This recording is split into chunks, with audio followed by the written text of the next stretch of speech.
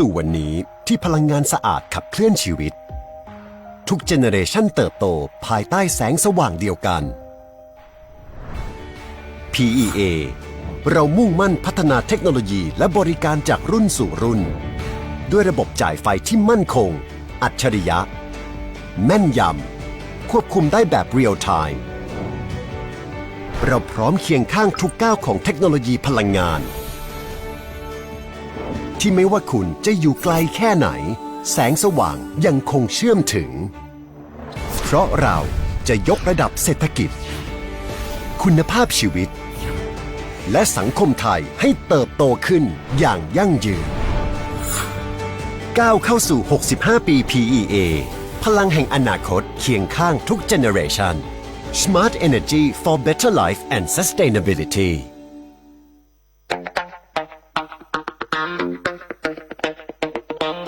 จากอาหารไทยมวยไทยดนตรีไทยไปจนถึงเทศกาลไทยและงานศิลปะไทยวันนี้ซอฟต์พาวเวอร์ทั้ง 14 สาขากำลังส่งพลังครั้งใหญ่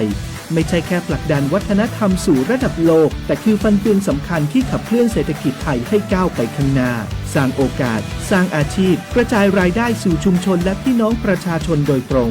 เปลี่ยนต้นทุนทางปัญญาให้กลายเป็นสินค้าวัฒนธรรมนำผลกำไรสู่ประเทศซอฟต์พาวเวอร์ไทยเศรษฐกิจกินได้เพื่อชีวิตที่ดีขึ้นของคนไทยทุกคนสำนักงานประชาสัมพันธ์ที่ 3 กรมประชาสัมพันธ์ทุกคนเร็วๆทุกคนเก็บของเร็วๆแผ่นดินไหวแล้วแผ่นดินไหวเดี๋ยวพี่เดี๋ยวก่อนจะรีบไปไหนเก็บของไปไหนพี่เนี่ยพี่ดูในข่าวเขาทำคลิปมานะว่าจังหวัดเราเนี่ยแผ่นดินจะไหวพี่ยังไม่มีแฟนเลยเนี่ยกลัวตายมากเลยเนี่ยไม่อยากตาย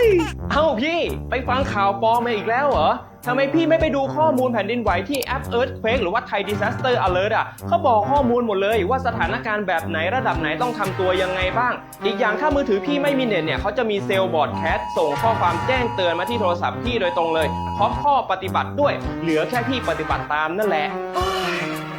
ต้องใจเย็นๆลงละขอบคุณมากไอ้น้องโอเครู้ทันสาธารณภัยห่างไกลความเสียหายด้วยความปรารถนาดีจากสำนักงานประชาสัมพันธ์ที่ 3 กรมประชาสัมพันธ์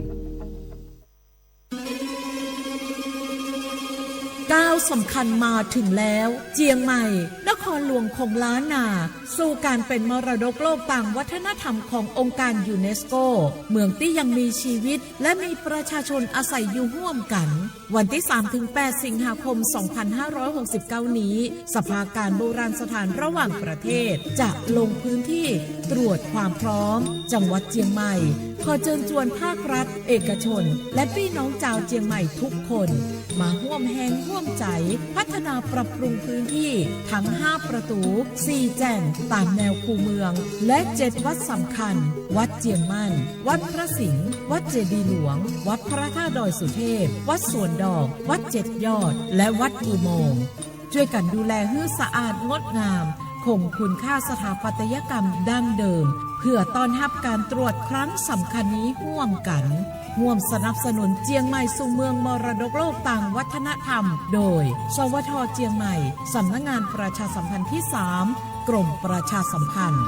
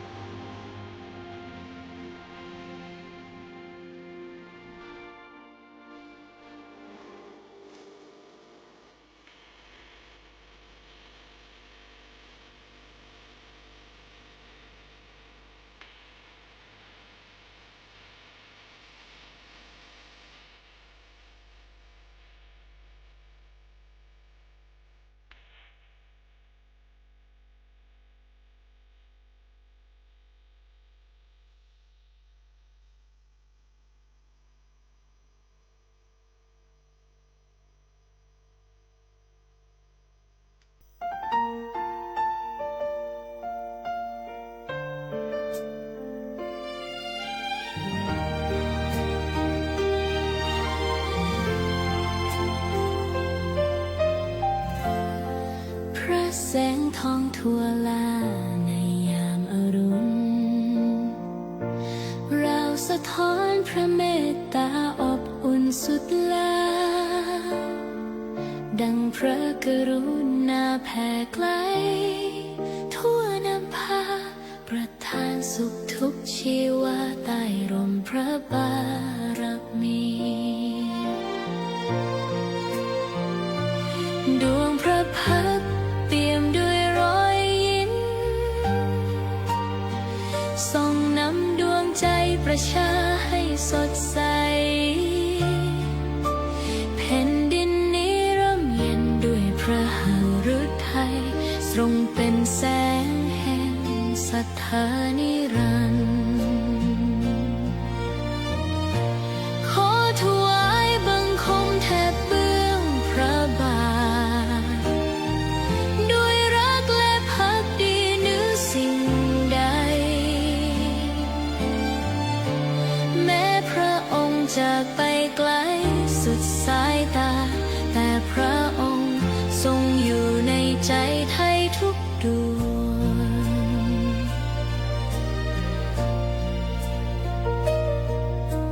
เสียงสายลมรำพันดังคำสอนลอยผ่านท้องนภาอ่อนสดใสแผ่นดินสยามสว่างด้วยพระทัยทรงเป็นมิ่งขวัญปวงชาวไทยนิรันดร์การ ขอเดินตามรอยพระบาทแห่งธรรมด้วยศรัทธาน้อมนำทุกใจไทยทุกแห่งหนพระสิริยังส่องสว่างกลางใจคนปวงชนไทยทั้งแผ่นดินขอถวายบังคมแทบเบื้องพระบาทด้วยรักและภักดีเหนือสิ่งใดแม้พระองค์จากไปไกลไม่หวนมาแต่พระองค์ทรงอยู่ในใจไทยทุกคราตลอดไปขอถวายรักนิรันดร์ใต้ฟ้าสยามแด่ดวงพระไทยแห่งสยามนิรันดร์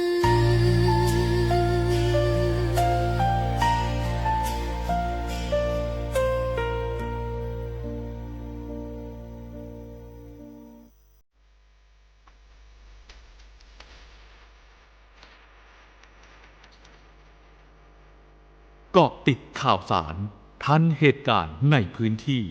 ด้วยข้อมูลที่เป็นกลางกับทีมข่าว สวท.เชียงใหม่ ติดตามได้ในมองเชียงใหม่ ทางสถานีวิทยุกระจายเสียงแห่งประเทศไทย จังหวัดเชียงใหม่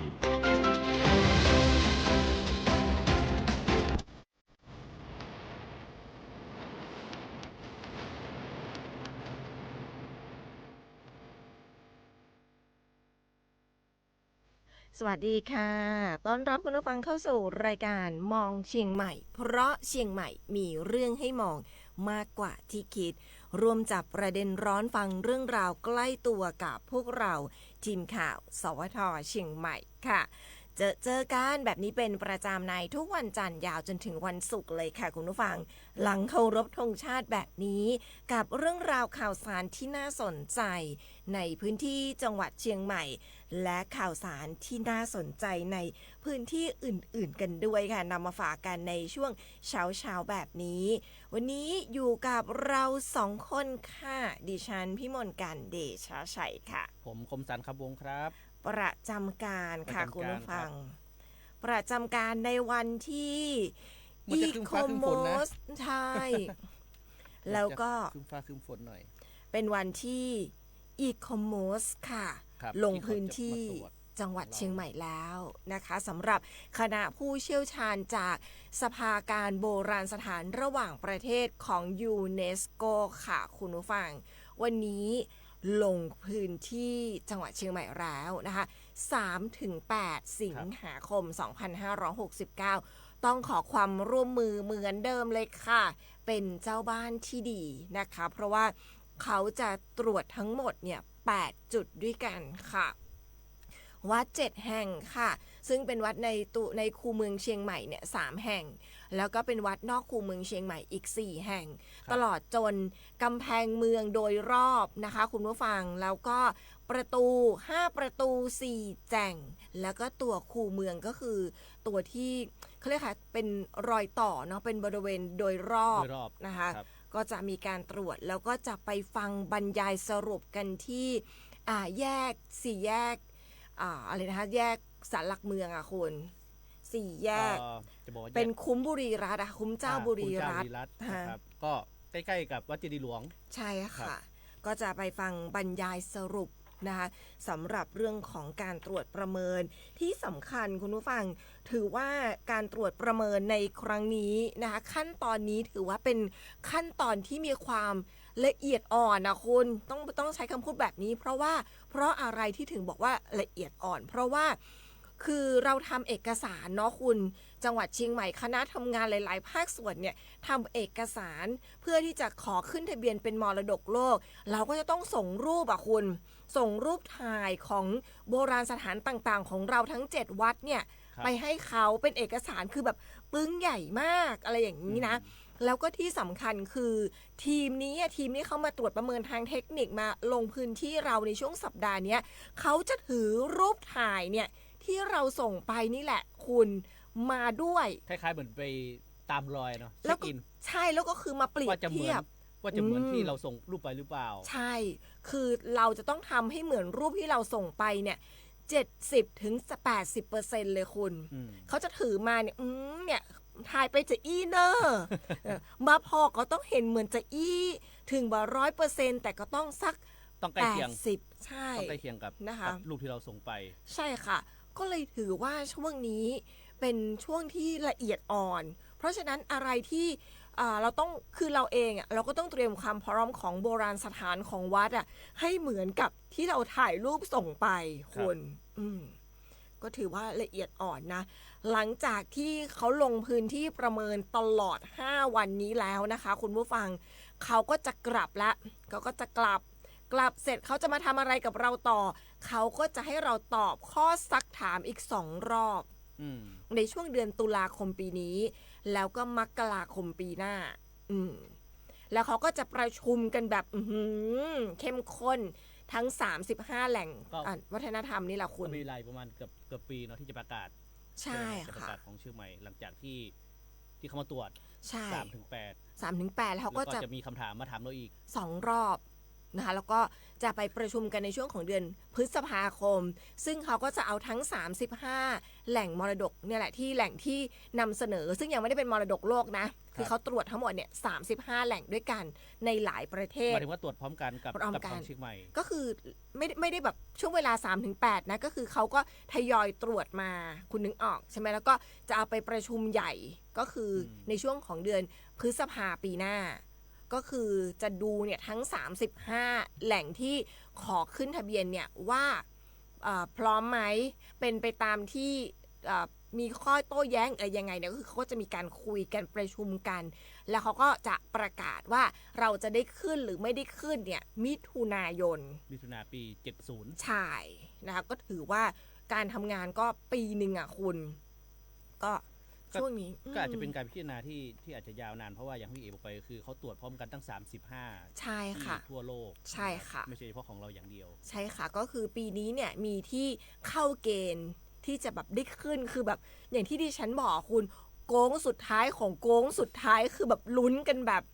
35ที่เนี่ยคือต้องลุ้นสุดๆคือถ้าไม่ได้ขึ้นปีนี้ไม่ได้ขึ้นในปี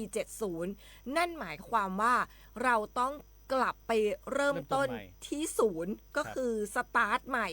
มาจะวิ่งมา4คูณ100ไม้ที่3หรือว่าไม้ที่4จะเข้าเส้นชัยแล้วก็ต้องกลับไปไม้1ใหม่นะคะ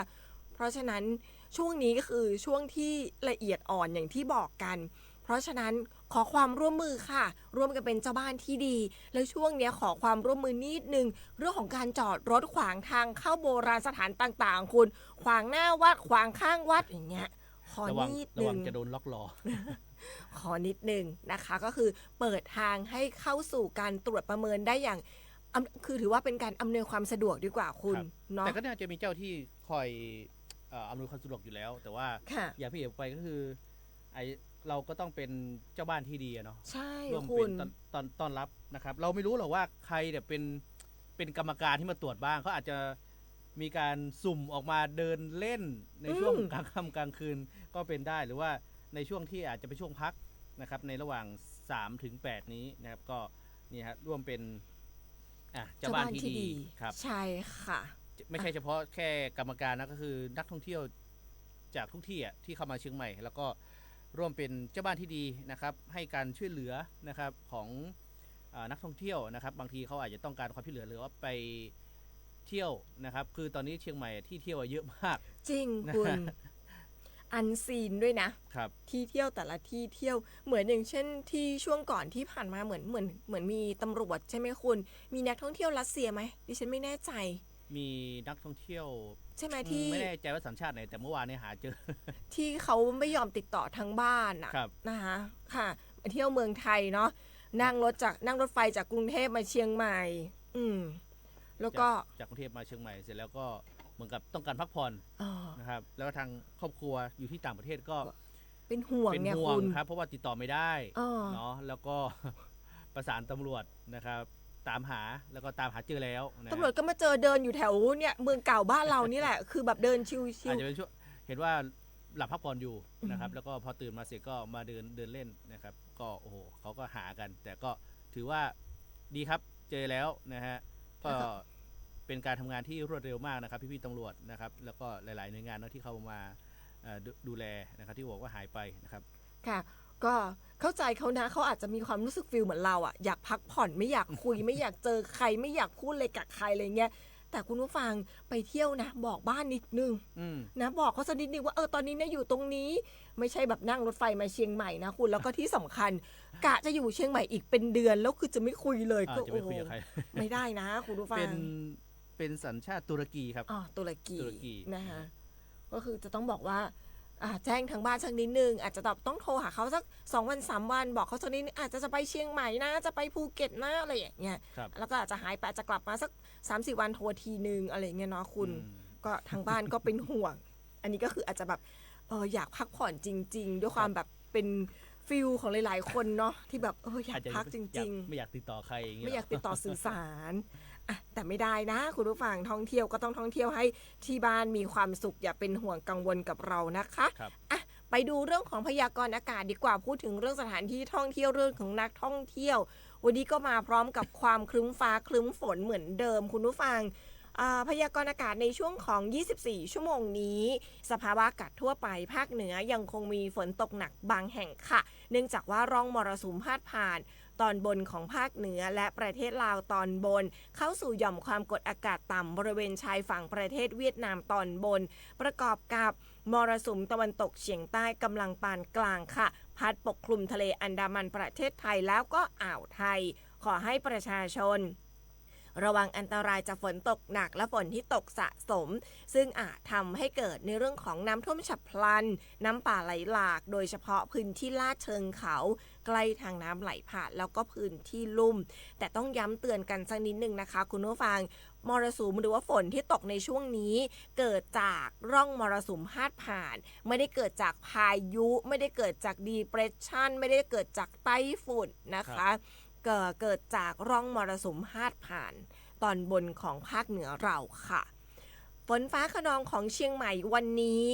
ก็60%ของพื้นที่ค่ะมีฝนตกหนักบางแห่งด้วยอุณหภูมิต่ำสุด24 องศาเซลเซียสอุณหภูมิสูงสุดเนี่ย34 องศาเซลเซียสค่ะเรื่องของการคาดหมายปริมาณฝนสะสมในพื้นที่จังหวัดเชียงใหม่สำหรับช่วง24 ชั่วโมงนี้มี2ระดับค่ะคุณผู้ฟัง เป็นระดับปานกลางแล้วก็อยู่ในระดับเล็กน้อยนะคะสำหรับเรื่องของการคาดหมายปริมาณฝนสะสมค่ะเริ่มต้นที่การคาดหมายปริมาณฝนสะสมที่อยู่ในระดับปานกลางกันก่อนซึ่งจะมีปริมาณอยู่ที่ 35.1 จนถึง 65.0 มิลลิเมตรนะคะที่อำเภออมก๋อยค่ะดอยเต่าฮอดจอมทองแม่วางแล้วก็อำเภอดอยหล่อนั่นก็คืออำเภอทางโซนใต้ทั้งหมดนะคะแต่ก็มีบางส่วนที่อยู่ในระดับเล็กน้อยค่ะซึ่งก็จะมีปริมาณฝน 0.1 จนถึง 35 มิลลิเมตรที่แม่แจ่มกัลยาณิวัฒนาเสมิงสันป่าตองสันกำแพงสารพีหางดงอำเภอเมืองเชียงใหม่สันทรายแม่ริมแม่ออนดอยสะเก็ดพร้าวแม่แตงเชียงดาวเวียงแหงชัยปราการฝางและอำเภอแม่อายค่ะนี่ก็เป็นพื้นที่ที่มีการคาดหมายปริมาณฝนสะสมอยู่ในระดับเล็กน้อยค่ะสำหรับ24ชั่วโมงนี้ค่ะคุณก็ครึ้มฟ้าครึ้มฝนเมื่อเช้านี้มานะครับมาดูตลอดทั้งสัปดาห์กันสักนิดหนึ่งครับตลอดทั้งสัปดาห์เนี่ยมีฝนตกทุกวันนะครับแต่ว่าอาทิตย์นี้อาจจะน้อยหน่อยนะครับวันแต่จะไปเยอะขึ้นนู่นเลยครับวันศุกร์นะครับวันศุกร์ใน70%ของพื้นที่นะครับวันศุกร์เสาร์แล้วก็อาทิตย์นะครับแล้วส่วนวันตั้งแต่วันนี้นะครับจนถึงวันพฤหัสเนี่ยฝนฟ้าคะนองใน60%ของพื้นที่ก็ถือว่าอาจจะเยอะนะครับแต่ไม่เยอะเท่าอีกศุกร์เสาร์อาทิตย์นี้ซึ่งศุกร์เสาร์อาทิตย์นี้ก็มีไฮไลท์สำคัญนะเชียงใหม่ของเรามีกิจกรรมนะครับต้อนรับนะครับทีมวอลเลย์บอลนะครับของอาเซียนหรือของเอเชียเดี๋ยวฉันดูให้นะคะถึงคุณผู้ฟังเป็นสนามที่2นะครับต่อจากอินโดนีเซียนะครับที่ตอนนี้สนามแรกเนี่ยแข่งต่างประเทศนะครับสนามที่2นี่มาแข่งที่สนามกีฬาสมโพธิ700 ปีนะครับจังหวัดเชียงใหม่ของเรานะครับซึ่งก็จะประเดิมการแข่งขันกันตั้งแต่วันศุกร์นี้นะศุกร์เสาร์อาทิตย์นะครับ7 8 9นะครับไปแล้วก็มีการเปิดจำหน่ายนะครับตั๋วเข้าชมแล้วก็ไปแพงด้วยมันจะ100 บาทใช่ค่ะ100 บาทแล้วก็ในช่วงเย็นวันนี้ก็จะมีการแถลงข่าวนะครับกิจกรรมนี้เช่นกันนะฮะสำหรับท่านใดที่เป็นแฟนนะเป็นแฟนรายการทัวร์นาเมนต์นี้นะครับซีวีลีกใช่ค่ะวอลเลย์บอลหญิงนะครับก็ไปร่วมเชียร์ร่วมนี่กันได้นะครับอาจจะไม่แน่ใจว่ามีการถ่ายทอดสดน่าจะมีถ่ายทอดสดเนาะเดี๋ยวที่ฉันขออนุญาตดูข้อมูลจากนิดนึงคุณผู้ฟังเพราะนะครับเพราะถือว่าเป็นแมตช์ที่เขาเรียกว่าแมตช์สำคัญนะครับระดับเอเชียนะครับที่มีการแข่งขันวอลเลย์บอลนะครับวอลเลย์บอลหญิงครับวอลเลย์บอลหญิงนะครับเสาร์อาทิตย์นี้ดิฉันขออนุญาตนิดหนึ่งนะคะเพราะว่าข้อมูลเข้ามาเนี่ยค่อนข้างจะหลายข้อมูลเลยทีเดียวนะคะก็เขาจะมีการขายบัตรนะคะวันนี้ค่ะเปิดจำหน่ายออนไลน์นะคุณผู้ฟังเป็นการจำหน่ายออนไลน์ค่ะในวันจันทร์ที่3สิงหาคม2569เวลา 10 โมงเป็นต้นไปนะคะราคาบัตร100 บาทต่อใบแต่ว่าไม่รวมค่าธรรมเนียมจากแพลตฟอร์มนะ1บัญชีซื้อได้สูงสุด2วันละ1ใบเท่านั้นค่ะนะคะก็จะมีการแข่งขันในวันที่7วันที่8แล้วก็วันที่9ค่ะแนะนำกันสักนิดนึงค่ะเรื่องของการจำหน่ายบัตรนะคะซึ่งการจำหน่ายบัตรเนี่ยเนื่องจากว่าเป็นการแข่งขันระดับภูมิภาคที่ได้รับความสนใจสูงคาดว่าจะมีผู้เข้าใช้งานระบบพร้อมกันจำนวนมากในช่วงของเปิดจำหน่ายจึงแนะนำให้เตรียมตัวล่วงหน้านะคะก็ต้องล็อกอินบัญชี The Concert แล้วก็ตรวจสอบข้อมูลการชำระเงินให้พร้อมก่อนเวลา 10 โมงนะคะคุณผู้ฟังใช้1บัญชีต่อ1อุปกรณ์เท่านั้นค่ะแล้วก็กรอกข้อมูลนะคะคุณผู้ฟังกรอกข้อมูลชำระเงินภายใน5นาทีแล้วก็ชำระให้เสร็จภายใน15นาทีมิฉะนั้นเนี่ยระบบเขาจะดึงบัตรคืนค่ะหากพบข้อความบัตรเต็มระหว่างขั้นตอนระบบอาจดึงบัตรที่ชำระไม่ทันกลับมาหมุนเวียนใหม่ได้แนะนำให้ลองรีเฟรชอีกครั้งนะคะคุณผู้ฟังก็เดี๋ยวจะขึ้นโพสต์ไว้ให้นะครับสำหรับลิงก์นะครับที่จะไปซื้อบัตรเดี๋ยวขึ้นโพสต์ไว้ให้นะครับเดี๋ยวหลังจากออกรายการเนาะเดี๋ยวจะขึ้นโพสต์ไว้ให้ในFacebook Fanpage สวทเชียงใหม่ PRD แล้วก็เว็บไซต์ด้วยนะครับ มาดูกันค่ะสำหรับในส่วนของโปรแกรมกันสักนิดหนึ่งนะคะกระตุ้นความอยากไปดูของหลายๆท่านค่ะโปรแกรม 7-9 นะคะวันที่ 7 ค่ะบ่ายโมงจะเป็นอินโดนีเซียนะคะประทะกับเวียดนามค่ะ4 โมงครึ่งค่ะ 16:30 นาทีเป็นคู่ของฟิลิปปินส์แล้วก็ประเทศไทยค่ะวันที่ 8 ช่วงบ่ายโมงจะเป็นเวียดนามปะทะฟิลิปปินส์ค่ะ4 โมงครึ่งจะเป็นไทยปะทะกับอินโดนีเซียนะคะแล้ววันที่ 9 บ่ายโมงจะเป็นฟิลิปปินส์และอินโดนีเซียค่ะส่วน 4 โมงครึ่งจะเป็นทีมชาติไทยประทะกับทีมชาติเวียดนามนะคะซึ่งข้อมูลเพิ่มเติมค่ะจะมีการถ่ายทอดช่องวัน31และแอปพลิเคชันวันดีค่ะก็ของทีมชาติไทย4 โมงครึ่งทั้ง3วันใช่ไหมฮะใช่ค่ะ4 โมงครึ่งทั้ง3วันนะครับเจอกับ3ประเทศนะครับใช่ค่ะแต่ว่าจะมีการแข่งขัน2รอบก็คือบ่ายโมงแล้วก็บ่าย4 โมงครึ่งนะคะ1คนซื้อได้สูงสุดเนี่ย1 ใบ 2 วันนะคุณนะคะก็คือวันละใบท่านใดที่อาจจะชอบโอ้โหแต่ว่าทีมชาติไทยเนี่ยแข่งทั้ง3วันเลยนะใช่เอาซื้อทั้ง3วันแหละครับนะคะ4 โมงครึ่งนะครับต้องซื้อครั้งหนึ่งก็วันแรกก่อนแล้วก็ค่อยปันวันต่อไปนะอาจจะใช้2บัญชีไงพี่เอ๋ใช่ไหม1 คนซื้อได้2 ใบใช่ไหมฮะใช่ค่ะอาจจะต้องใช้บัญชีเพื่อนให้เพื่อนช่วยกันซื้อนะครับนะคะเป็นการเขาเรียกว่ากระจายกันไปเพราะว่าบางทีบางคนอาจจะสมัยก่อนก็จะเป็นแบบว่าซื้อบัตรแล้วก็เอาไปขายต่อให้พี่เอ๋คือราคาที่อาจจะแพงใช่แต่ว่าอันนี้ก็คือเขาก็มีการไอ้นี่ด้วยนะคุณเขาก็มีการป้องกันในเรื่องของการขายบัตรแล้วก็มีการขายบัตรหน้างานด้วยนะคะคุณผู้ฟังสำหรับผู้ที่จองไม่ทันในวันที่3ก็เดี๋ยว10 โมงวันนี้ใช่ค่ะ10 โมงเป็นต้นไปตอนนี้ก็เตรียมข้อมูลให้พร้อมใครที่จะซื้อเนาะเติมตังค์ไว้ให้เรียบร้อยนะครับใช่ค่ะไปกรอกข้อมูลอย่างพี่เอ๋ไปคือพอไม่จ่ายตังค์ภายใน15 ทีก็เขาจะดึงบัตรคืนเพราะว่าเขาก็จะจำหน่ายเฉพาะในวันนี้นะคะคุณผู้ฟังก็นี่ก็หลายๆคนนะคะก็จะต้องไปกรี๊ดกันค่ะเราเองเราก็จะต้องไปกรี๊ดเหมือนกันนะคะเราก็ต้องไปกรี๊ดเหมือนกันค่ะคุณผู้ฟังเดี๋ยวไปเจอกันครับที่นู่นเลยนะเราก็3 วันเราก็ต้องไปกรี๊ดเหมือนกันครับเดี๋ยวในส่วนของการจำหน่ายบัตรหน้างานนะคะเดี๋ยวดิฉันจะหาข้อมูลมาแจ้งคุณผู้ฟังอีกรอบหนึ่งเพราะว่าเขาจะจำหน่ายในช่วงของวันที่ 7-9 แล้วค่ะก็จำหน่ายบัตรในวันที่แข่งขันจริงใช่ค่ะแต่ว่าก็เป็นการจองล่วงหน้าใช่ไหมอันนี้จองล่วงหน้าเนี่ยเขาจะจำหน่ายอยู่ที่ 2,100 ใบค่ะแล้วก็ในวันงานค่ะก็จะในวันแข่งไม่ใช่ในวันงานในวันแข่งก็จะจำหน่าย 7,000 ใบในช่วงของการแข่งขันนะคะแต่เดี๋ยวข้อมูลยังไงเนี่ยดิฉันมาเพิ่มเติมให้เพราะว่าเย็นนี้บ่ายไม่ถึงกับเย็นหรอกบ่ายจะมีการแถลงข่าวการแข่งขันฟุตบอลวอลเลย์บอลดิฉันยังติดบอลโลกอยู่เลยวอลเลย์บอลนะคะใช่ค่ะเดี๋ยวพวกเราไปตามเรื่องนี้มาฝากคุณผู้ฟังในวันพรุ่งนี้แล้วกันนะคะทักทายคุณผู้ฟังในช่วงแรกของรายการกันก่อนนะคะสำหรับเช้าวันนี้ค่ะคุณป้าพันนีทักทายมาแล้วบหนีงานกว่าเราจะหนีงานใช่ไหมเราจะบอกว่าเราไม่ได้ไปไหนเลยนะในช่วงหยุดที่ผ่านมาสัปดาห์ที่แล้วเราก็ไม่ได้ไปไหนเลยนะเมื่อวานนี้ก็ยังทำงานเมื่อวานก็ติดตามท่านรัฐมนตรีประจำสำนักนายกรัฐมนตรีท่านลงพื้นที่จังหวัดเชียงใหม่2 วันเลยทั้งวันเสาร์แล้วก็วันอาทิตย์นะคะเดี๋ยวเรามาเล่าให้ฟังท่านไปไหนมาบ้างนะคะท่านไปดูเรื่องอะไรบ้างคุณป้าพนีบอกว่าฝนทำงานหนักเจ้าหวัดดีหนุ่มสาวนะคะคุณจัญญาทักทายมาสวัสดีค่ะเช้าวันจันทร์เช่นเดียวกับคุณสมชายค่ะส่งสติกเกอร์รูปหัวใจมาเป็นกำลังใจให้เรานะคะคุณชอฉลาดค่ะทักทายมาสวัสดีครับวันจันทร์ครับพี่เอเชียงใหม่แดดแพร่แล่แล้วครับแต่แถวบ้านเรายังดูแบบครึ้มฟ้าครึ้มฝนนะ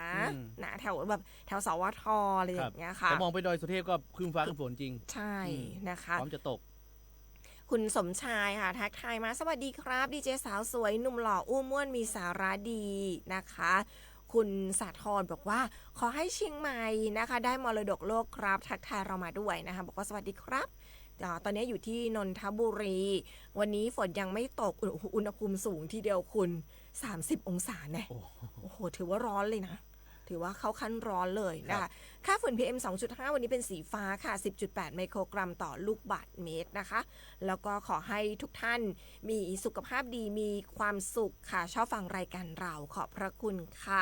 คุณสิรินันท์ค่ะทักทายมาสวัสดีค่ะดีเจเสียงเพราะค่ะวันนี้รับฟังอยู่ที่ลำพูนค่ะแม่ทาท้องฟ้าแจ่มใสค่ะเอาวันนี้กลับมาลำพูนแล้วนะคะ คุณสิรินันท์น่าจะไปท่องเที่ยวในช่วงของวันหยุดยาวๆนะคะคุณสิรินันท์ส่งสติกเกอร์รูปดอกไม้เป็นกำลังใจให้เราค่ะคุณละไมวันนี้ทักทายแบบว่าภาษาปากีสมาเลยคุณนะคะภาษาอังกฤษมาเลย Good morning นี่ Good morning วันจันทร์เจ้าสาวสวยหนุ่มหล่อบ้านยายแม่แตงบดมืดอากาศอบอ้าวเจ้านะคะคุณอามค่ะคุณอามทักทายมาสวัสดีนะคะแล้วก็บอกว่ารับชมพวกเราจากกรุงเทพครับขอบพระคุณค่ะคุณสุคนนะคะบอกว่าสันป่าตองนะคะอากาศครึ้มฝนเจ้าทักทายเรามาส่งสติกเกอร์รูปหัวใจสีเหลืองมาเป็นกำลังใจสำหรับวันจันทร์นะคะคุณต่ายค่ะทักทายมานะบอกเข้ามาทักทายเจ้า 3-4 วันนี้บอกว่างไปเฮียนทำขนมเบเกอรี่ในชุมชนตำบลเจ้ากรรมพัฒนามาสอนเจ้าไปเรียนทำขนมเบเกอรี่ในชุมชนในตำบลเจ้ากรรมพัฒนานะคะมาแล้วก็ต้องขอบคุณแม่กำนันในตำบลนำโครงการดีๆมาสู่ชุมชนแล้วก็ทางคุณครูวิทยากรที่มาสอนเตยเจ้าเช้านี้คลึ้มตะคืนฝนตกตะวาแดดขนาดดูแลสุขภาพการช่วยแชร์เจ้าแม่นเจ้าช่วงนี้มีตึงฝนมีตึงแดดมีตึงความอบอ้าวยังตะวานี่คือฉันมีเขาเรียกว่ามีเกือบ3ฤดูนะใช่คุณใน1วันอย่างเมื่อวานนี้ดิฉันขับรถไปทางแม่ริมไปหาคุณคมสันนะคะนัดคุณคมสันไว้ทางโน้นก็ฝนตกหยุดสุดทางเลยคุณฟังครับเมื่อวานนี้ที่เราไปตามภารกิจของท่านรัฐมนตรีประจำสำนักนายกรัฐมนตรีนะครับเมื่อวานนี้เขาบอกว่าในเมืองก็ฝนตกใช่ค่ะพอเข้ามาฝนหยุดพอออกไปฝนตกคือดิฉันก็ตกหยุดไปหาคุณสุดทางนะคะเพจบอกข่าวเจ้าเหนือค่ะ FC เรานะคะบอกว่าลุ้นกับเราด้วยสำหรับเรื่องของการตรวจประเมินจาก e-commerce นะคะก็จริงๆแล้วมาแล้วจริงๆแล้วเขามาแล้วแต่ว่าถ้าถึงเชียงใหม่จริงๆเนี่ยตอนช่วงเย็นหรือช่วงบ่ายช่วงค่ำนะครับเมื่อวานนี้ที่ได้ฟังทางด้านท่านรองบุญลือธรรมธารานุรักษ์เมื่อวานนี้มาร่วมรายการผู้ว่าราชการจังหวัดเชียงใหม่พบประชาชนนะครับมาถึงช่วงค่ำนะครับแล้วก็เข้าที่พักตัวจริงๆเนี่ยถ้าจริงๆแล้วก็คือตรวจพรุ่งนี้วันที่4แน่นๆเลยตั้งแต่วันที่4นะครับยามอย่างที่เอบอกจนวันสุดท้ายที่ต้องมีการประชุมกันนะครับที่คุมเจ้าบุรีรัตน์ค่ะก็จะอยู่ถ้าหาบ้านเฮาก็แยกวัดเจดีย์หลวงหรือว่าแยกตรง4แยกศาลหลักเมืองจะตรงนั้นจะมีใช่ไหมคะใช่4แยกอินทขินไหมเสาอินทขินดิฉันเรียกไม่ถูกดิฉันจะเรียกว่า4แยกจำได้เพราะว่ารอบที่แล้วที่ได้ติดตามท่านที่คุณเดินใช่สบิดาที่คุณเดินมาที่วัดเจดีย์หลวงคุณจำได้ใช่ไหมคะค่ะเส้นนั้นแหละนะคะน้องต้นน้ำค่ะน้องต้นน้ำส่งสติกเกอร์รูปหัวใจมาเป็นกำลังใจให้เรานะคะคุณมีเพื่อนเป็นคนดีทักทายเรา2คนมาสวัสดีครับพี่มนกันและพี่คมสันซื้อบัตรอะไรครับที่เข้าไปดูวอลเลย์บอลราคากี่บาทคุณคมสันราคา100 บาทเดี๋ยวรายละเอียดเดี๋ยวจะขึ้นไว้ใน Facebook Fanpage นะครับหลังจากออกรายการแล้วเนาะเดี๋ยวจะขึ้นไว้ให้นะครับรายละเอียดเรื่องของการจองบัตรวิธีการจองบัตรนะครับแล้วก็แต่ละวันเนี่ยจองยังไงบ้างเดี๋ยวมีลิงก์ให้นะครับในส่วนของออนไลน์ต้องจองภายในวันนี้นะคะ10 โมงค่ะแล้วก็ในส่วนของการขายบัตรระหว่างวันก็จะช่วงของการแข่งขันเลยเดี๋ยวยังไงเดี๋ยวฉันขออนุญาตเอาข้อมูลเพิ่มเติมเข้าไปให้เพื่อนตอนนี้หาข้อมูลไม่เจอคือมาหลายทางเหลือเกินตอนนี้ฉันหาข้อมูลไม่เจอจริงๆต้องขออภัยด้วยเดี๋ยวยังไงเดี๋ยวจะเอาไปแปะต่อคุณคมสันไว้ให้นะคะสำหรับการจำหน่ายบัตรในวันแข่งขันค่ะคุณโสพลส่งสติกเกอร์รูปหัวใจมาเป็นกำลังใจให้เรานะคะแล้วก็ทักทายเรามาสวัสดีครับข่าวมองเชียงใหม่ทุกท่านแล้วก็ส่งสติกเกอร์รูปหัวใจมาเป็นกำลังใจให้เราด้วยสำหรับเช้าของวันจันทร์ต้นเดือนสิงหาคมหลังจากที่เรามาในเดือนที่แล้ววันนี้เรากลับมาก็เดือนใหม่เลยคนนะคะทักทายคุณผู้ฟังในช่วงแรกแล้วนะคะตอนนี้ไปติดตามช่วงสิ่งดีๆจาก PEA กันสักนิดหนึ่งค่ะคุณผู้ฟังช่วงสิ่งดีๆจาก PEA สำหรับสิ่งดีๆจาก PA วันนี้นะครับวันนี้ PA มีการขยายนะเราไปแล้วเราคุยกันไปในเรื่องของโครงการลงทะเบียนเพื่อสวัสดิการแห่งรัฐปี 2569 ในการช่วยเหลือค่าไฟฟ้าไม่เกิน315 บาทนะครับต่อเดือนต่อครัวเรือนและต่อ1สิทธิ์นะครับหมายถึงว่า1ครัวเรือนนะครับได้1สิทธิ์เท่านั้นนะครับ315 บาทนะครับเดิมเนี่ยเขาถึงแค่สิ้นเดือนกรกฎานะครับแต่ตอนนี้เนี่ยมีการช่วยเหลือนะครับไปจนถึงเดือนตุลาคม 2569 นะครับซึ่ง PA ขยายเวลาผู้มีสิทธิ์รายเดิมนะครับจะได้รับสิทธิ์และก็ช่วยเหลือค่าไฟฟ้าไม่เกิน315 บาทนะครับถึงบินเดือนตุลาคม 2569 ทางด้านการไฟฟ้าส่วนภูมิภาคนะครับหรือว่า PEA ขยายระยะเวลาผู้มีสิทธิ์รายเดิมของโครงการลงทะเบียนเพื่อสวัสดิการแห่งรัฐปี 2569 นะครับจะได้รับสิทธิ์ช่วยเหลือค่าไฟฟ้าก็บินนี้นะครับถึงไปจนถึงเดือนตุลาคม 2569 สำหรับโครงการปี 2569 นี้นะครับผู้มีสิทธิ์ทุกรายจะต้องลงทะเบียนใหม่นะครับเพื่อรับสิทธิ์ช่วยเหลือค่าไฟฟ้าไม่เกิน315 บาทต่อเดือนต่อครัวเรือนและต่อ1สิทธิ์นะครับอันนี้รวมภาษีมูลค่าเพิ่มแล้วนะครับผู้มีสิทธิ์รายเดิมนะครับที่ได้รับสิทธิ์ต่อเนื่องไม่ต้องยืนยันนะครับไม่ต้องยืนยันตัวตนสามารถลงทะเบียนรับสิทธิ์ช่วยเหลือค่าไฟฟ้าได้ทันทีส่วนผู้มีสิทธิ์รายใหม่นะครับปี 2569 ต้องยืนยันตัวตนนะครับล่วงหน้าอย่างน้อย1วันนะครับก่อนวันลงทะเบียนรับสิทธิ์ณหน่วยรับลงทะเบียน5แห่งก็ได้แก่ธนาคารกรุงไทยธนาคารเพื่อการเกษตรและสหกรณ์การเกษตรธนาคารออมสินธนาคารอาคารสงเคราะห์และธนาคารอิสลามแห่งประเทศไทยนะครับก็สามารถที่จะตรวจสอบนะครับสิทธิ์ได้นะครับที่เว็บไซต์นะครับ welfare นะครับ regis.pea.co.th หรือไปติดต่อได้ที่สำนักงานการไฟฟ้าส่วนภูมิภาคทุกแห่งนะครับหรือสอบถามเพิ่มเติมได้ที่นี่เลยมาละ1129นะครับสำหรับท่านใดที่อาจจะอยากสอบถามนะครับทั้งรายเก่ารายใหม่นะครับมีขั้นตอนอย่างไรอาจจะติดขัดตรงไหนนะครับโทรไปสอบถามได้นะครับ1129 PEA Contact Center ได้ตลอด24 ชั่วโมงครับเน้นย้ำว่ากลางวันน่าจะสะดวกกว่านะกลางคืน อาจจะมองไม่ค่อยเห็นนะครับแล้วก็การเข้าถึงตรวจสอบนะครับเอาแนะนำเป็นตอนกลางวันนะครับไปที่สำนักงานการไฟฟ้าส่วนภูมิภาคได้ทุกแห่งในพื้นที่ของท่านหรือว่าโทรไปที่1129ครับค่ะก็ข่าวสารดีๆจาก PEA ฉันแจ้งอีกสักนิดหนึ่งนะเมื่อสักครู่ที่ติดค้างไว้เผอิญไปเจอแล้วนะคะสำหรับเรื่องของการซื้อบัตรที่จะซื้อหน้างานนะคะเป็นช่องผ่านทางออฟไลน์ค่ะเขาจะขายเนี่ยจำนวนวันละ 1,700 ใบนะคะเขาจะเปิดขายในวันพฤหัสบดีที่6สิงหาคม2569เวลา 9 โมงเป็นต้นไปค่ะที่หอประชุม80พรรษาองค์การบริหารส่วนจังหวัดเชียงใหม่นะคะเช่นเดียวกันค่ะ1คนมีสิทธิ์ซื้อตั๋วเข้าชมได้2วันวันละ1ใบค่ะซึ่งจะต้องแสดงบัตรประจำตัวประชาชนให้เจ้าหน้าที่ตรวจสอบพร้อมชำระเงินนะคะก็สำหรับท่านใดที่อาจจะไม่ทันนะครับหรือว่าอาจจะติดขัดเรื่องของการซื้อออนไลน์นะก็ไปรอซื้อกันได้วันละกี่ใบนะครับวันละ 1,700 ใบค่ะวันละ 1,700 จริงๆแล้วถ้ารวมแล้วก็ 3,000 กว่าใบเนาะจริงๆแล้วถ้ารวมออนไลน์ด้วยใช่ค่ะก็ประมาณ 3,000 กว่าใบต่อวันนะคะเพราะว่าก็ต้องดูเรื่องของยิมเนเซียมด้วยค่ะว่ารับได้มากน้อยแค่ไหนเพราะว่าเราไม่สามารถจะลงไปนั่งในตัวสนามได้ไงคุณคือต้องนั่งอยู่บนสแตนนั่งอยู่บนที่นั่งเท่านั้นก็ถ้าจองออนไลน์ได้ก็อาจจะมีสิทธิ์ได้เลือกที่นั่งอาจจะดีๆหน่อยนะฮะค่ะก็นี่ก็ถือว่าอันนี้ก็เป็นการอำนวยความสะดวกให้สำหรับท่านใดที่จะออนไลน์แล้วไม่สะดวกในการจะซื้อนะครับสามารถที่จะไปรอคิวที่ซื้อหน้างานนะครับไปซื้อที่จุดนั้นนะครับวันที่6เนาะใช่ค่ะแข่งวันที่7วันศุกร์นะศุกร์เสาร์อาทิตย์ครับนี่ก็ถือว่าเป็นอีกหนึ่ง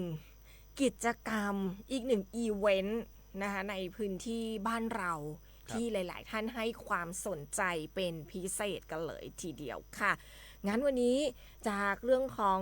สิ่งดีๆจาก PA แล้ววันนี้ขออนุญาตไปคุยกันเรื่องของรัฐมนตรีประจำสำนักนายกรัฐมนตรีที่ลงพื้นที่เชียงใหม่บ้านเรากันเลยดีกว่าคุณ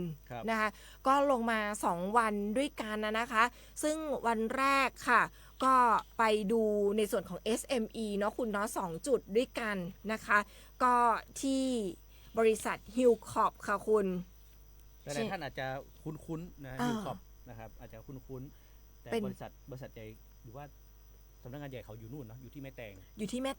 ค่ะซึ่งในตัวเมืองก็มีนะคะเป็นสำนักงานของทาง Hillcorp เองก็อยู่ในตัวเมืองเชียงใหม่ก็มีซึ่งก็มาดูนะคะคือหลักๆแล้วจริงๆแล้วเนี่ยในส่วนของท่านรัฐมนตรีประจำสำนักนายกรัฐมนตรีนายณภินทรศรีสันพางเนี่ยท่านจะมาดูเรื่องของ SME เป็นหลักค่ะคุณนะคะเรื่องของ SME เรื่องของผู้ประกอบการขนาดกลางแล้วก็ขนาดย่อมค่ะซึ่งได้ลงพื้นที่ไปติดตามนะคะเรื่องของการดำเนินงานรับฟังปัญหาตลอดจนข้อเสนอแนะจากผู้ประกอบการ SME ในพื้นที่จังหวัดเชียงใหม่เมื่อวันเสาร์เนี่ยไป2ที่ก็คือบริษัท Hillcorp จำกัดอำเภอแม่แตงแล้วก็ห้างหุ้นส่วนจำกัดแคบหมูแม่แช่มอำเภอสันทรายค่ะซึ่งก็มีทางด้านของท่านรองผู้ว่าราชการจังหวัดเชียงใหม่นายบุญลือธรรมธารานุรักษ์แล้วก็ผู้อำนวยการสำนักงานประชาสัมพันธ์ที่3เชียงใหม่นางเหมือนใจวงใหญ่ค่ะรวมให้การต้อนรับนะคะซึ่งทางด้านของกรรมการผู้จัดการบริษัท Hillcorp จำกัดนะคะหลังจากไปลงตรวจแล้วเนี่ยก็ได้มีการพูดคุยค่ะทางด้านของนางสาวณฤมลทักษะอุดมก็บอกว่าการดำเนินการของบริษัท Hillcorp เนี่ยให้ความสำคัญกับการวิจัยแล้วก็พัฒนาผลิตภัณฑ์ที่มีความยั่งยืนซึ่งปัจจุบันเนี่ยมีผลิตภัณฑ์กาแฟในระดับพรีเมียมและก็ผลิตภัณฑ์ที่เกี่ยวเนื่องอีกจำนวนมากค่ะซึ่งก็ได้รับความสนใจจากตลาดแต่ว่าปัจจุบันเนี่ยเขาประสบกับปัญหาเรื่องของแพลตฟอร์มคุณการจำหน่ายสินค้าออนไลน์ของต่างประเทศที่มีกติกาที่ส่งผลกระทบต่อผู้ประกอบการรวมถึงพบว่ามีผู้ประกอบการจากต่างประเทศที่มีสินค้าในลักษณะเดียวกันวางจำหน่ายค่ะก็ได้มีการนำเสนอเรื่องนี้นะคะไปกับทางด้านของสสวค่ะเพื่อที่จะให้สสวเนี่ยจัดทำแพลตฟอร์มอีคอมเมิร์ซของประเทศไทยแล้วก็เพิ่มความเป็นไปได้ในการเข้าถึงแหล่งเงินทุนของ SME รวมถึงพัฒนาทักษะแรงงานของไทยในทุกด้านค่ะหลังจากนั้นค่ะทางด้านของรัฐมนตรีประจำสำนักนายกรัฐมนตรีก็เดินทางต่อไปที่อำเภอสันทรายเนาะคุณเนาะที่อำเภอสันทรายค่ะไปที่ห้างหุ้นส่วนจำกัดแคบหมูแม่แช่มค่ะซึ่งทางด้านของคุณจิรทีพวัฒวีพรหมซึ่งเป็นผู้บริหารของห้างหุ้นส่วนจำกัดแคบหมูแม่แช่มค่ะก็ได้นำเสนอนะคะบอกว่าห้างหุ้นส่วนจำกัดแคบหมูแม่แช่มมีผลิตภัณฑ์แคบหมูหลายรูปแบบซึ่งพัฒนาผลิตภัณฑ์ตามความต้องการของตลาดแล้วก็มีการใช้เทคโนโลยีในการผลิตน้ำพริกหนุ่มกึ่งสำเร็จรูปคุณเหมือนขออนุญาตเปรียบเทียบเหมือนมาม่าคุณขออนุญาตใช้คำว่ามาม่านะเวลาจะกินทำยังไงฮะเอาน้ำร้อนค่ะใส่เข้าไปใช่ค่ะเติมเข้าไปก็จะเป็นรสชาติของน้ำพริกหนุ่มคุณน่าลองแต่คืออันนี้ขออนุญาตแบบว่าคือถ้าจะบอกว่าบะหมี่กึ่งสำเร็จรูปเนี่ยคุณผู้ฟังก็จะมานั่งนึกอยู่ขออนุญาตใช้คำง่ายๆที่เรารู้จักกันมาม่าค่ะคุณผู้ฟังเหมือนเลยผมว่าเหมาะสำหรับคนที่ไปต่างประเทศเอาไปฝากเพื่อนไปฝากญาติหรือว่าคนที่อาจจะพำนักอาศัยอยู่ต่างประเทศแต่ว่านึกถึงรสชาติของน้ำพริกหนุ่มใช่ไหมฮะใช่ค่ะก็เก็บไว้ได้นานด้วยให้เป็นแบบเหมือนพี่เอบอกถ้าพี่เอบอกก็คือบะหมี่มาในรูปแบบของบะหมี่กึ่งสำเร็จรูปคล้ายๆเหมือนบะหมี่กึ่งสำเร็จรูปคือเหมือนมาม่าแหละเอาง่ายๆคุณคือเติมน้ำเข้าไปอย่างมาม่าเวลาเราไปต่างประเทศเราก็เอามาม่าไปพกไปด้วยบะหมี่กึ่งสำเร็จรูปนะซึ่งเมื่อวานนี้เนี่ยทางด้านของรัฐมนตรีประจำสำนักนายกรัฐมนตรีก็พูดถึงเรื่องนี้เหมือนกันคุณเพราะว่าก็ถือว่าเป็นการใช้นวัตกรรมเทคโนโลยีมาปรับเปลี่ยนจากน้ำพริกหนุ่มที่เราเคยเห็นน่ะอยู่ได้ก็วันหนึ่ง2 วันถ้าเราซื้อมากินแต่ตอนนี้เนี่ยพอทำไปในลักษณะของกึ่งสำเร็จรูปคุณก็จะอยู่ได้นานขึ้นอย่างที่คุณบอกแล้วก็สามารถที่จะนำไปจำหน่ายในตลาดต่างประเทศได้ในรสชาติที่ชาวต่างชาติอาจจะสามารถชิมได้ไม่เผ็ดมากอะไรอย่างเงี้ยคุณ ซึ่งรัฐมนตรีประจำสำนักนายกรัฐมนตรีก็บอกว่าภายใน5ปีเนี่ยเขาตั้งเป้าที่จะเพิ่มรายได้ของ SME เนี่ยให้ได้เป็น40%จากปัจจุบันเนี่ยอยู่ที่ประมาณ35%ของ GDP จะปรับให้เป็น40%ของ GDP ภายใน5ปีคุณอันนี้ก็เป็นการลงพื้นที่ค่ะถือเป็นนวัตกรรมนะเอานวัตกรรมมาผสมผสานกับเรื่องของอาหารการกินใช่ค่ะเมื่อวานก็เลยไปเปิดงานต่อคุณไปเปิดงานของทางด้านสำนักงานส่งเสริมวิสาหกิจขนาดกลางแล้วก็ขนาดย่อมหรือว่าสสว.ค่ะเขามีการมาจัดงานที่เชียงใหม่นะปักหมุดแรกที่เชียงใหม่ซึ่งเขาจะมีครั้งต่อๆไปในแต่ละภูมิภาคนะแต่เริ่มต้นที่เชียงใหม่งานนี้ชื่อว่าสสว.อันล็อกปลดล็อกธุรกิจ SME ไทยค่ะเขาจัดขึ้น2วันในช่วงของเสาร์อาทิตย์ที่ผ่านมาที่เซ็นทรัลเชียงใหม่นะคะซึ่งก็ถือว่าเป็นกิจกรรมที่เขานำเรื่องของ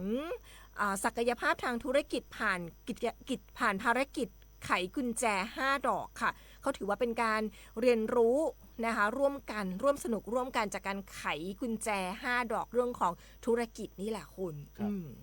ก็ถือว่าเป็นอีกหนึ่งกิจกรรมที่จัดขึ้นเมื่อวานนี้นะคะปลดล็อกธุรกิจใช่นะคะเขาใช้ชื่องานนี้เลยสสว.อันล็อกปลดล็อกธุรกิจ SME ไทยโดยใช้เป็นลักษณะของกุญแจ5ดอกค่ะกุญแจ5ดอกก็จะเป็นเรื่องของเงินด้านของต้นทุนนะคะแหล่งเงินทุนด้านความรู้แล้วก็คำปรึกษาผ่านศูนย์ให้บริการ SME ครบวงจรหรือ OSS ทุกจังหวัดค่ะด้านข้อมูลแล้วก็สิทธิประโยชน์ด้านโอกาสทางการตลาดซึ่งก็เป็นการเชื่อมโอกาสทางการตลาดทั้งในประเทศแล้วก็ต่างประเทศตลอดจนนโยบายในการผลักดันแล้วก็เรื่องของมาตรการเชิงรุกเพื่อที่จะสร้าง SME Ecosystem หรือระบบนิเวศทางธุรกิจที่ดีตั้งแต่ต้นน้ำจนถึงปลายน้ำเลยคุณเมื่อวานนี้เขาก็มีการโชว์เคสสำหรับเคสที่ประสบความสำเร็จนะคุณก็เป็นกิจกรรมจัดขึ้น2วันเสาร์อาทิตย์ที่ผ่านมาค่ะจบไปแล้ว8:55 นาทีแล้วไปไหนต่ออีกสักหนึ่งเรื่องดีไหมคุณอีกสักหนึ่งเรื่องดีไหมอีกเรื่องจะทันหรือเปล่า เป็นเรื่องของน้ำเอาเป็นสั้นๆดีกว่าเนาะสั้นๆดีกว่านะครับซึ่งทางด้านตอนนี้อย่างหลายพื้นที่เนี่ยฝนตกนะครับทางด้านโครงการชลประทานเชียงใหม่เนี่ยนะครับมีการเปิดประตูระบายน้ำนะครับในแม่น้ำปิงนะครับเพื่อลดความเสี่ยงและก็ผลกระทบต่อเขตเศรษฐกิจแล้วก็พื้นที่ท้ายน้ำนะครับช่วงนี้มีการระบายน้ำนะครับก็ระบายน้ำจากน้ำปิงนะครับอย่างที่เราได้ทราบกันก็คือทางส่วนเหนือเมื่อสัปดาห์ที่ผ่านมาในฝนตกเยอะนะครับก็ทำให้น้ำไหลลงแม่น้ำปิงนะครับเป็นส่วนใหญ่ก็เป็นการพร่องน้ำจากน้ำปิงเพื่อรองรับกับฝนระลอกใหม่หรือว่าน้ำระลอกใหม่ที่จะเกิดขึ้นนะครับโดยทางด้านนายเกื้อกูลมานะสัมพันธ์สกุลผู้อำนวยการโครงการชลประทานเชียงใหม่ก็ได้สั่งการให้เจ้าหน้าที่เฝ้าระวังสถานการณ์น้ำในแม่น้ำสายหลักและสายรองนะครับตลอด24ชั่วโมงพร้อมเปิดประตูระบายน้ำในแม่น้ำปิงเพื่อรองรับแล้วก็ระบายมวลน้ำนะครับหลังเกิดฝนตกต่อเนื่องในพื้นที่ต้นน้ำนะครับช่วงท้ายของสัปดาห์นี้ก็อย่างที่บอกไปมีฝนเพิ่มขึ้นนะครับก็เป็นสิ่งที่ดีนะครับที่มีการเร่งระบายเพราะว่าทางดอยเต่าเองต้องการน้ำสัปดาห์ที่ผ่านมานี่เห็นโอ้โหที่เราไปเมื่อปลายปีที่ผ่านมานะครับทะเลสาบดอยเต่าตัวนี้กลายเป็นอะไรนะเรือไปเกยตื้นบนบกหมดแล้วเรือจอดบนบกหมดแล้วนะครับอันนี้ก็ถือว่าเป็นการระบายน้ำนะครับลงไปสู่พื้นที่ท้ายน้ำแล้วก็ป้องกันเรื่องของเขตเศรษฐกิจในตัวเมืองเชียงใหม่รวมถึงเรื่องของพื้นที่ท้ายน้ำด้วยค่ะเพราะว่าเริ่มที่จะระบายน้ำในหลายๆประตูระบายน้ำนะคะซึ่งก็มีการแจ้งเตือนเรื่องของเกษตรกรผู้เลี้ยงปลาในกระชังให้รับมือในตรงนี้ด้วยนะคะ8:57 นาทีทักทายคุณผู้ฟังอีกสักหนึ่งรอบค่ะทางด้านของคุณสรายุทธบอกว่ากาแฟฮิลคอปเป็นกาแฟของคนเชียงใหม่ผมใช้ตั้งแต่ต้นมา20กว่าปีแล้วคือจริงๆแล้วเนี่ยเราก็เพิ่งรู้ว่าฮิลคอปเปิดมา50ปีแล้วนะท่านรัฐมนตรีไปรอบนี้แหละทำให้เรารู้เราเข้าใจว่าเขาเปิดน่าจะสัก30ปีอะไรอย่างเงี้ย20-30 ปีแต่ว่าเขาบอกว่าเขาเปิดมา50 ปีแล้วนะคะสำหรับที่ฮิลคอปค่ะคุณณภศรบอกว่าติดตามรับชมค่ะส่งสติกเกอร์รูปดอกไม้มาเป็นกำลังใจให้เราเช่นเดียวกับคุณสิทธิชัยค่ะส่งสติกเกอร์รูปดอกไม้มาเป็นกำลังใจให้เราค่ะคุณก็ หลายพื้นที่เนาะเราลงพื้นที่ตามท่านรัฐมนตรีก็ทำให้เรารู้ข้อมูลข่าวสารเยอะขึ้น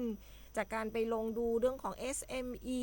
นะคะอย่างแค่หมูแม่แช่มเนี่ยอย่างปกติเราก็ไม่รู้นะว่าเขามีน้ำพริกหนุ่มแบบกึ่งสำเร็จรูปอ่ะคุณอันนี้ก็ ปกติเราก็จริงๆก็เป็นของเชียงใหม่เยอะนะครับแล้วเราก็ไม่ค่อยได้ไปตามห้างอะเนาะบางทีแคบหมูเราก็ไม่ได้สังเกตว่าอะไรนะติดโลโก้นะครับหรือว่าของใครเห็นเป็นแคบหมูก็คือแคบหมู แคบหมูก็คือแคบหมู ใช่ค่ะ แต่ว่าบางทีเนี่ยพอเราซื้อเป็นของฝากอย่างดิฉันเนี่ยประสบเป็นประสบการณ์โดยตรงดิฉันเคยซื้อแคบหมูยี่ห้อนี้ไปฝากเพื่อนเขาก็บอกว่าอร่อย คือด้วยความที่ความเร่งด่วนของตัวเองบางทีแบบทำงานจนแบบไม่มีเวลาที่จะไปตลาดคุณไม่มีเวลาไปเดินตลาดดูก็ตัวที่จะเดินทางแล้วก็ต้องคว้าแล้วอะไรอย่างเงี้ยค่ะพอไปคว้าแล้วแบบได้รับคำชมก็คือด้วยแคบหมูอะคุณคนเชียงใหม่แคบหมูเจ้าไหนอร่อย แต่ว่าเราก็ต้องมีการพัฒนาโดยใช้เทคโนโลยีเข้ามาเกี่ยวข้องเพื่อที่จะให้เราสามารถขยายตลาดทั้งในแล้วก็ต่างประเทศได้นะคะนี่เอามาฝากกัน8:59 นาทีเรา2คนต้องไปก่อนแล้วเจอกันพรุ่งนี้นะครับแล้วก็เจอกันพรุ่งนี้เดี๋ยวติดตามนะครับเดี๋ยวจะขึ้นข้อมูลไว้ให้นะสำหรับท่านใดที่เป็นแฟนวอลเลย์บอลนะครับค่ะแล้วเดี๋ยววันนี้เราจะไปตามเรื่องของการแถลงข่าวเดี๋ยวพรุ่งนี้มาเล่าให้ฟังนะคะหลายท่านน่าจะสนใจเรื่องของวอลเลย์บอลดิฉันก็เป็นหนึ่งในนั้นแหละเดี๋ยวพรุ่งนี้มาเล่าสู่กันฟังวันนี้เรา2คนไปก่อนสวัสดีค่ะสวัสดีครับ